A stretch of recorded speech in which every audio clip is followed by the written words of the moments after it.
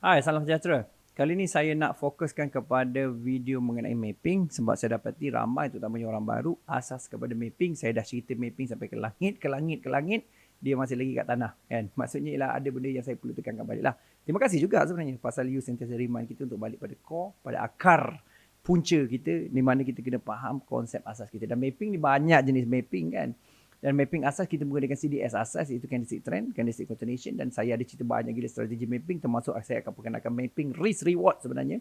Jadi yang pertama ialah kita kena faham apa itu mapping. Apa itu mapping? Mapping ni maksudnya lah yang pertama sekali lah you kena faham, you kena buat dia setiap kali you nak trading pasal mapping ni ialah kita dah tengok macam GPS kan ataupun macam Waze kan, kita dah bawa kereta sampai satu tempat tu kita berubah tempat masa ke masa. Jadi kalau kita tak mapping, begitu juga price, dia sebenarnya bergerak masa ke masa. Dia ikut jalan dia kan, mungkin jalan kampung, mungkin jalan besar, mungkin jalan persekutuan dan sebagainya. Jadi maksud saya lah you kena selalu buat mapping ni. Kan mapping dia banyak gila kategori dia, tapi salah satu ialah dipanggil mapping CDS, Candlestick Dominant Setup, yang fokus kepada candlestick trend dan candlestick continuation, terutamanya orang baru. Dan ini pun cukup powerful. Kalau you faham, you dah nampak ada pasaran. Tapi ada benda yang tricky orang tak nampak. Tambah-tambah orang baru, saya tengok ni ialah kerana common sangat. Saya dah mengajar ni bertahun-tahun sebenarnya. Dah 4-5 tahun. Dan juga saya mengajar percuma, ada kelas dan sebagainya. Memang orang banyak sangkut di sini. Jadi saya tak nak sangkut di sini. Rugi. Kan kita nak sangkut pada decision making punya proses. Kita bukan nak sangkut kepada betul ke tak ni, betul ke tak ni. So kita pergi kat sini. Okay. So satu ialah dikenali sebagai mapping. Sini saya nak cerita pasal mapping CDS saja. Saya tak nak sambung benda banyak-banyak. Kan dia ada macam-macam. Mapping CDS ni. CDS ni bermaksudlah Candlestick Dominant Setup. Candlestick Dominant Setup. Okay, Candlestick Dominant Setup. Maksudnya ialah dia adalah mendominasi price. Maksudnya ialah apa yang, maksud dia, iaitu apa yang daripada kanan ke kiri. Okay, dari kanan ke kiri. Kan, apa setup yang you kenal. Apa setup kenal? Apa setup yang you kenal untuk you determine arah pasaran sama ada downtrend ataupun uptrend. Kan apa setup yang you kenal? Kan kalau macam saya katalah kan saya ni baru, saya kenal CT lah. Saya kenal CC lah. Candlestick trend lah. Candlestick continuation lah. Kan, kalau saya dah lama saya akan tengok pula pelbagai jenis TRZ, pelbagai jenis CEZ candle entry zone pada advance ataupun konsep menggunakan kaedah multiple time frame code untuk diagram dan sebagainya macam-macam. Tapi yang pertama sekali lah memahirkan CT dan CC ni. Kerana penting kerana apa tu kita kena lihat dari segi penggunaan dia. Okay. So jadi sekarang ni mapping CDS ni candlestick trend. So apa itu candlestick trend? Candlestick trend tu bermaksudlah candlestick yang close melepasi middle band nombor 1 dan juga kedua MA sama ada purple, MA5, MA10 high dan juga linear weighted high, purple ataupun satu ialah MA moving average 5, 10 low, linear weighted warna pink kat bawah tu. Dan saya tak tulis kat sini, patut you boleh refer kan. Jadi poin utama ialah saya nak tunjukkan ni kat screen lah apa yang dimasukkan tu. Ni saya ambil satu pair yang saya rasa mungkin sesuai untuk you faham. Itu dekat sini. Kan sebagai contoh, kita tengok dekat sini pair ni. Jadi kalau kita perasan lah contoh tak kisah mana-mana pun, yang penting kau faham apa candlestick trend, apa candlestick continuation. Okey, asas dia. Nombor 1 lah, you tengok daripada kanan ke kiri, lihat kat sini. Dan kalau you perhatikan betul-betul kat sini, apa yang berlaku dan juga apa yang you patut fokuskan ialah cari apa itu candlestick dominant setup. Dalam kes ni ialah ini. Candlestick dominant setup ni. Okey, ini yang ni. Okay, kenapa kita kata yang tu? Ialah kerana dia memberi kita satu signifikasi dari segi perjalanan dia. Dari perjalanan ni. Kejap saya masukkan lagi satu. Dia dah kacau sampai ni. Okey. Okey, nampak? Ini adalah yang ini. Faham tak? Kenapa saya kata yang itu ialah kerana dia berada di zon tersebut. Kan? Maksudnya kalau satu-satu kalau you lihat, kalau you masukkan itu untuk pembelajaran juga you nampak. Dekat sini perhatikan. Perhatikan apa? Tengok ni. Ini tak ada.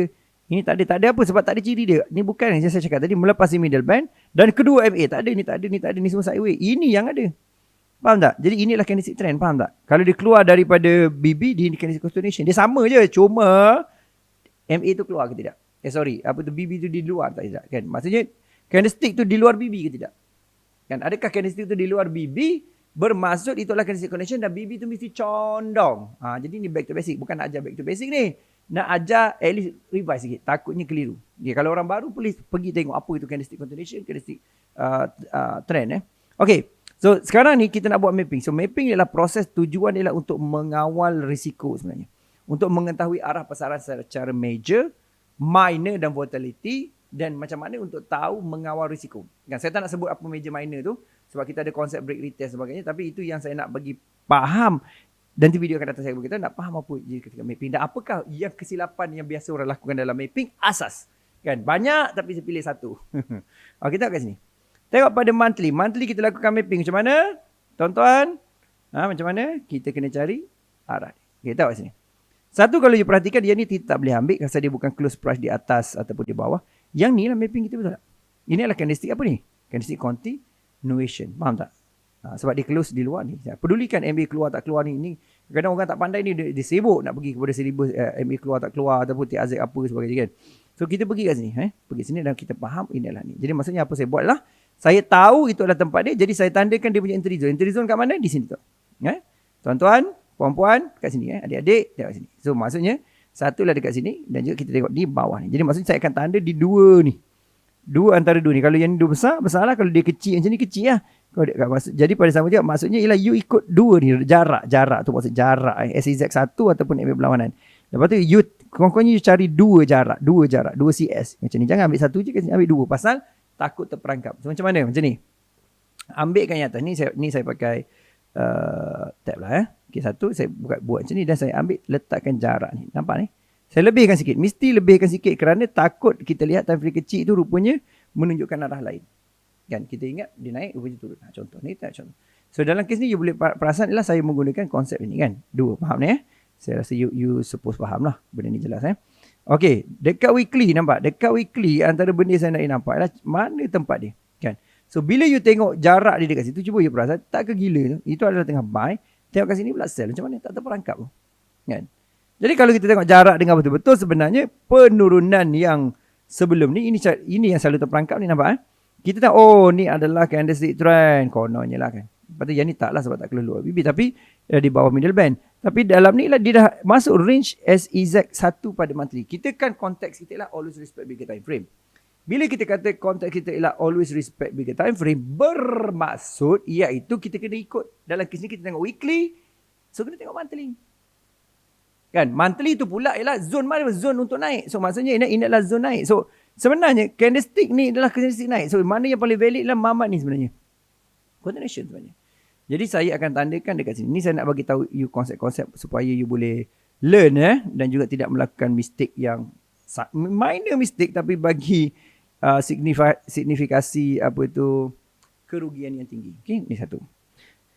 So maksudnya ini weekly punya dan saya masukkan pada daily sekarang ni dan daily kalau you perasan apa yang berlaku pada daily ialah tengok kat sini.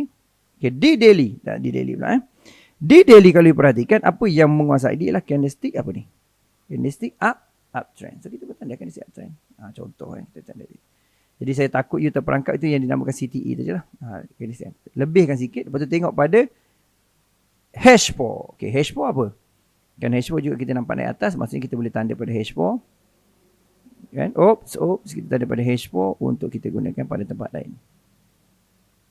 Kita masuk sini, rectangle kita masukkan pada H4 di zone sini. Zone pembelian dekat sini. Dan sama juga kita tengok pada H1. Juga kita, ini kebetulan sama lah. Kan? Sebelum ni kita buat mapping hari Ahad tak sama. Jadi kalau tidak, dah ada pada weekly dan sebagainya. Okey, sekarang ni kita lihat pada pair yang lain iaitu GBP CHF. Saya nak you perhatikan yang asas. Selalu orang terkena. Tengok pada monthly. Kan buat benda yang sama. Sekejap saya nak buang benda ni kat sini. Okay, buat benda yang sama. Masukkan rectangle. Ni saya nak buang dulu lah. Saya tak nak campur yang saya buat tadi. Okay, sebab malas nak pilih-pilih takut tersilap. So, perhatikan ini adalah tempat sell. Betul tak? Kenapa ini sell? Perhatikan. Iaitu kenapa dia sell? Perhatikan. Nampak? Ini adalah candlestick yang menunjukkan sell. Candlestick trend. Kan? Candlestick trend yang sell. Jadi kita ambil ini sebagai sell position. Faham tak? Ini konsep dia. Okay? So, jadi sekarang ni kita perhatikan juga, kita lihat di sini. Kita tengok juga step seterusnya iaitu di weekly. Okay, perhatikan di weekly. Di weekly ni kalau you perasan, iaitu dia nampak tak? Ini adalah candlestick. Sepatutnya ini candlestick continuation. Yang ni yang selalu orang select ni. Ini adalah candlestick continuation. Candlestick trend. Kan nak menjadi candlestick continuation di sini. Tetapi apa yang berlaku ialah dia berada di zone sell pada monthly tadi. Faham tak? Kerana di sinilah menunjukkan sell. Betul tak? Jadi bila kita kata macam tu, kita dapati ketika dia menunjukkan sell dekat situ, kita pun tengok pada weekly. Weekly masuk zone ni. Jadi ini bukan candlestick uptrend. Ini dinamakan sebagai CTE. Candlestick trend entry. Merupakan entry pada monthly. Tengok pada daily. Jadi semua ni dah jadi kesilapan kita ni. Kan nampak semua tu. Nampak sebenarnya kalau kita buka daripada H1, kan daripada daily sampai H1, tengok H4, kan semua kita nampak semua dalam bentuk buy yang sangat kuat. Tetapi kita lupa sebenarnya dah sampai monthly punya sell. Jadi ini selalu orang terperangkap sebenarnya. Kan teman-teman ni hujung bulan. Kalau hujung bulan biasanya dia akan cari entry. Ini boleh tiba-tiba gedebuk jatuh sampai ke bawah tau. Weekly tu boleh gedebuk dia banyak juga ni. Kalau dari sini sampai sini roughly dalam 450 pip. Sakit tu kalau orang tak pada jaga margin dia suka layer pada M1, M5 pula. Mampus tu. Kan tanpa menggunakan support time frame besar. Jadi point saya lah, saya nak tekankan adalah you mesti memahami ataupun mesti jelas apa yang dia maksudkan sebagai candlestick trend, dan juga kalau you tengok time frame kecil tu, adakah dia ni dalam zone time frame besar? Always respect bigger time frame. Maksudnya dia mengikut time frame besar. Jadi itu bukan candlestick trend, dia menjadi candlestick trend entry CTE. Faham? Boleh? Alright, ini adalah proses yang sangat penting sebenarnya. Dia simple. Okay. Terima kasih banyak-banyak. Please like, comment juga subscribe. Comment kalau you nak belajar lagi pasal mapping dan you tak faham apa yang aku dah cakap cerita dari tadi kot kan. Jadi kita boleh elaborate dengan lebih detail. Saya bagi dua sampel tadi, EURUSD dan juga GBP CHF. Cuma takut terperangkap. Kan nampak ya time frame kecil ni semua adalah candlestick continuation. Rupanya zone sell pada monthly atau weekly, dan akhirnya tiba-tiba price melingkup ke bawah. Apa kita cakap? Bodoh punya teknik. Bukan teknik bodoh kita yang bodoh pasal kita tak ada ilmu dan faham benda ni secara keseluruhan. Okay, jumpa lagi dan salam hormat dan salam sejahtera.